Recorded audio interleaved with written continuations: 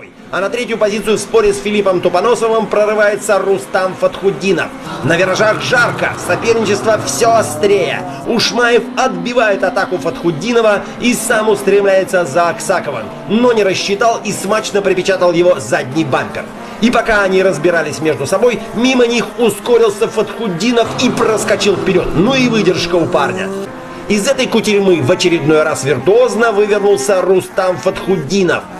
Аксакова он не догнал, но заработал важные 4 очка. И по сумме на 1 балл опередил Олега Жаворонка. К 8-му заезду Рустам Фатхутдинов научился стартовать и сразу выдвинулся вперед. Положение лидера обязывало. За ним двинулись Раис Миниханов и Максим Симонов. В таком порядке они и достигли финишного створа. А пока в остром споре с Владимиром Череванем лидерство в 13-м заезде зарабатывает Рустам Фатхутдинов. И, прикатив к финишу первым, делает все, что